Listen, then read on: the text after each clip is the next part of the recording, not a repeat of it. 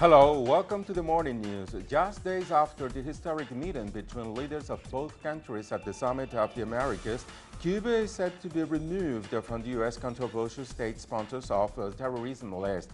President Barack Obama notified Congress of his intention to rescind Cuba's inclusion on the list after a review was launched late last year. U.S. lawmakers now have 45 days to respond. Cuba was added to the list in 1882 due to the island's support for Latin American and African liberation movements, including Nelson Mandela's ANC. Cuban officials called the move fair, but reiterated that it should never have been on the list. The island's removal is not only important for improving relations with the U.S., but also means the country can access credit. Thousands paid their last respect to one of Latin America's greatest writers Tuesday. Mourners, including friends, family, politicians, and dignitaries, poured into the Uruguayan Legislative Palace in Montevideo to say goodbye to Eduardo Galeano, who died on Monday, aged 74. Galeano was widely regarded as a journalist, author, and historian, especially his 1971 book, The Open Veins of Latin America. Uruguay's President Tabaré Vázquez said the writer was a gladiator who gave voice to the most humble.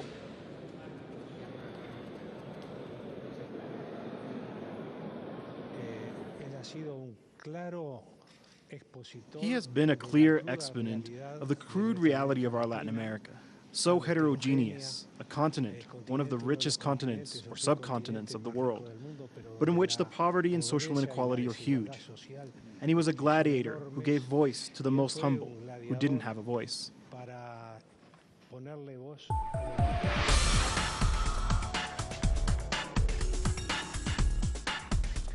More in Latin America, Ecuadorian President Rafael Correa was forced to cancel a community event after an unknown assailant threatened to kill him at the planned meeting.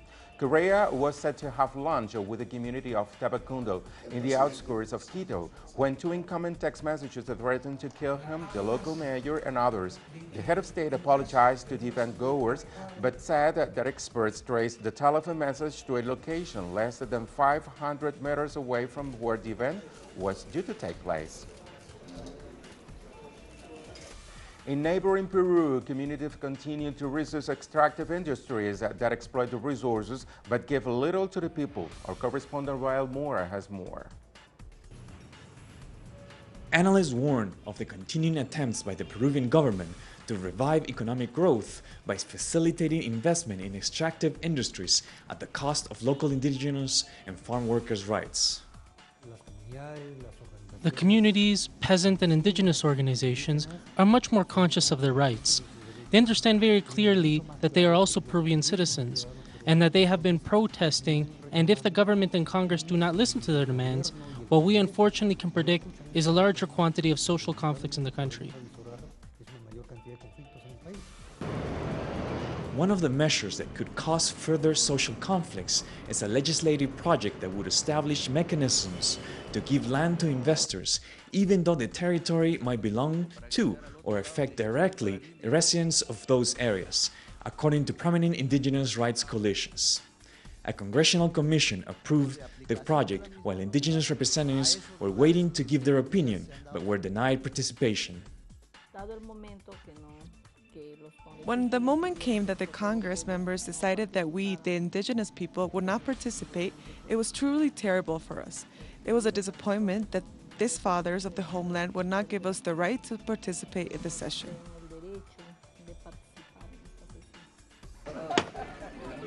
Indigenous leaders also claim that such legislation violates the Constitution and the state is obliged by the International Labour Organization Convention 189 to consult any decisions affecting their livelihood. They are preparing a lawsuit for unconstitutionality and are mobilizing their communities to protest. Rael Mora, TeleSUR, Lima. Domestic violence in Honduras continues to be a major issue. Advocates say the authorities are doing little to investigate cases. For this story, we went to Gerardo Torres' win. And we are going to go after the last week's shocking murder of another unarmed African-American man by U.S. police in numerous cities across the country, so the renewed protests calling for justice.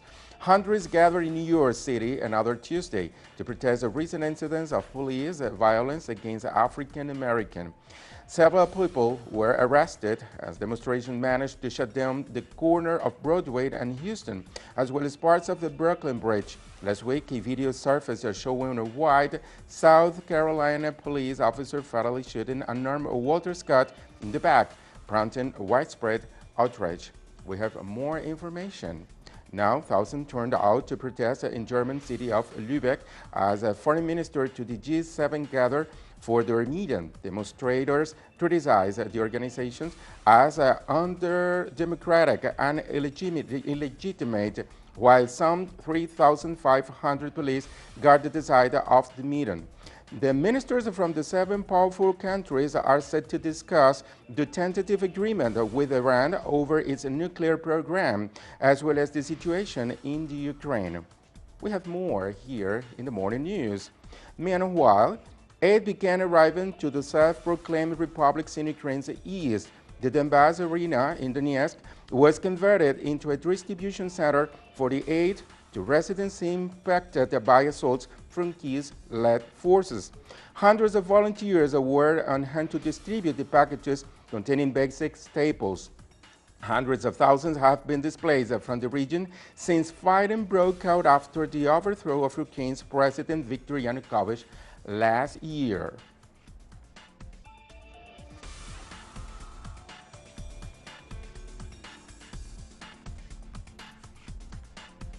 Less than a month from what is being dubbed as the fight of the century, a documentary into the life of the Philippines' most famous athlete premiered in Manila.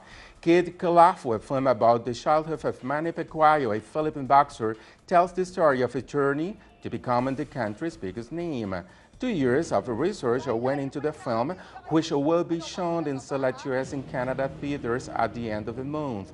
Pacquiao, who is also an elected member of the House of Representatives, will face the Floyd Mayweather Jr. on May the 2nd, in what is expected to be the highest-grossing bout in history. More in these on telesurtv.net/English. Thank you for watching and have a nice day.